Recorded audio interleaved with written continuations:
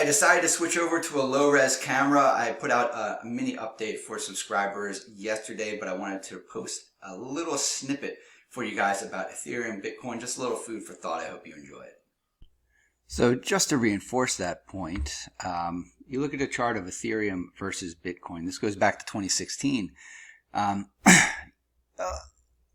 You see that Ethereum, it's making these lower highs over the long run.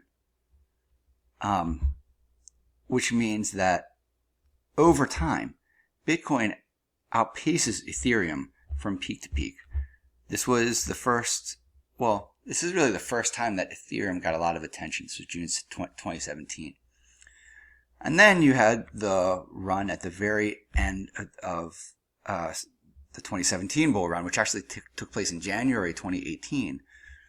Remember, this is Ethereum versus Bitcoin, where you got another peak, and here you got another peak, here and here. Some people are going to make the case that, well, that means that whenever it peaks next, it's going to be here, and then whenever it peaks next, it'll be up here, right? And in between, you're going to have, it'll go like this. That's fine, no problem. What if it doesn't happen that way? And what if we continue the larger, longer term trend, where Ethereum loses, generally speaking, relative to Bitcoin from peak to peak, from the top to the top? Why can't that happen? So, I'm not saying anything bad about Ethereum. Ethereum is a beast. It's a monster. It's the biggest thing next to Bitcoin. Well, if you throw out stable coins, it's the biggest crypto asset. And it does a lot of really great things. But Bitcoin is still king. And until proven otherwise, I'll continue to maintain that Bitcoin is king. And when even Ethereum continues to lose ground against relative to Bitcoin over time, not from times like these, bottoms to the tops, a lot of altcoins actually outpace Bitcoin. A lot of them don't. But the bottoms to the tops, that's when you can really, maybe you can outpace Bitcoin.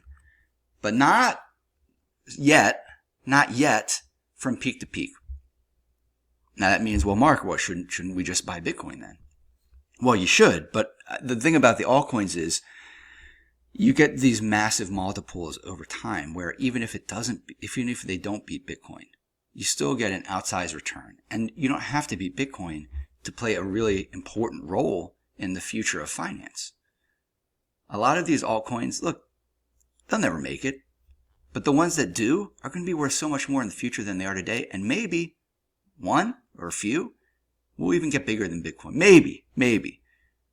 The bottom line is they don't have to. That's the point. They don't have to. But when you start with something like Ethereum, and that's where you start, well, just keep in mind these larger trends and recognize that if your time frame is like mine, is basically, it's very open-ended.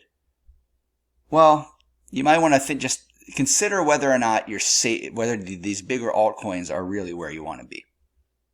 Relax and enjoy the ride.